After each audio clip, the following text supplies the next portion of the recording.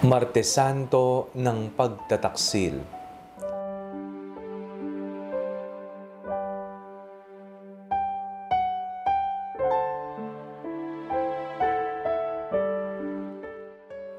Ako po si Father Fiel Pareha at ito po ang ating segment, ang Daily Devotion, na kung saan tayo po ay magdarasal, magbabasa at magninilay kasama ng salita ng Diyos sa buong taon. Manalangin tayo. Sa ngalan ng Ama, ng Anak at ng Espiritu Santo. Amen. Halina, banal na Espiritu, liwanagan mo ang aming puso at isip nang maunawaan at may sa buhay namin ang iyong salita. Amen. Our Bible passage for today is from the Gospel of St. John chapter 13, verses 21 to 30, and I read it for you. After saying this, Jesus was troubled in spirit and declared, "Very truly I tell you, one of you will betray me." The disciples looked at one another, uncertain of whom he was speaking. One of his disciples, the one whom Jesus loved, was reclining next to him. Simon Peter therefore motioned to him to ask Jesus of whom he was speaking. So while reclining next to Jesus, he asked him, "Lord, who is it?" Jesus answered, "It is the one to whom I give this piece of bread when I have dipped it in the dish." So when he had dipped the piece of bread, he gave it to Judas, son of Simon Iscariot.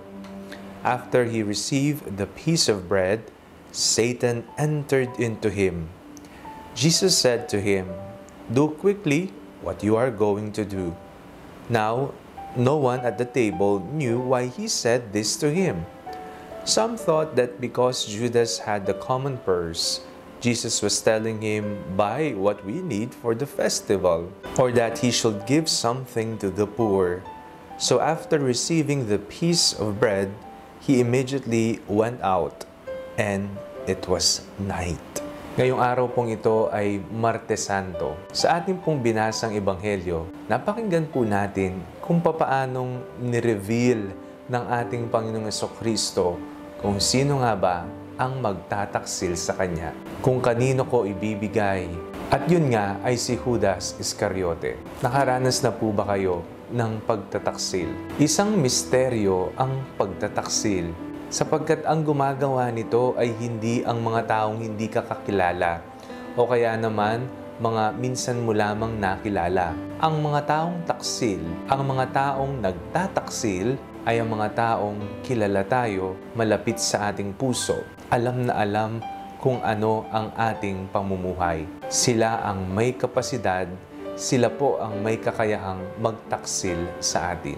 Hindi naman magtataksil ang taong minsan ka lamang nakita. Hindi naman magtataksil ang kaaway mo sapagkat kaaway mo siya. Ngunit ang taong mahal mo, ang taong malapit sa iyo, ay ang may kakayahang trumaydor sa iyo. Ito po ang naranasan ng ating Panginoong Jesucristo. Kung naranasan ng Maestro, hindi malayo mararanasan ng mga disipulo. Mararanasan natin sa ating personal na pamumuhay. Ang sabi ng Panginoon, "Sige, gawin mo, magmadali ka kung ano ang kailangan mong gawin, sapagkat doon maisa sa katuparan ang nasusulat sa kasulatan na ang anak ng tao ay mag-aalay ng kanyang sarili para sa nakararami." Mahal tayo ng Panginoon. Mahal niya tayo at nakahanda siyang mag-alay ng kanyang buhay kahit na siya ay pinagtaksilan ng mga taong pinagkatiwalaan niya, mga taong inalagaan niya, tinuruan niya. Hindi pa rin kumupas ang kanyang pagmamahal. Hindi pa rin siya nagsawa na umunawa at magbigay ng awa. Manalangin tayo. Panginoong Jesucristo, sa mga panahon na kami po ay sinisiraan, pinagtataksilan at ginagawan ng masama, nawa maalala namin ang iyong dakilang pagmamahal sa amin, kung papaano mo kami inunawa, kung papaano ipinakita mo ang iyong awa sa aming makasalanan. Amen. Sa ngalan ng Ama, ng Anak at ng Espiritu Santo. Amen. Huwag po ninyong kalimutang i-like ang video ito. Mag-comment po kayo and share it with your family and friends. Ang Panalangin Bago Matulog ay may sariling Facebook page na po. Huwag niyo pong kakalimutang mag-like at mag-follow dito. And do not forget to subscribe to our YouTube channel. I-click niyo lamang po ang link na nasa description ng video ito. O kaya naman po, just search Father Fiel Pareha. God bless you po.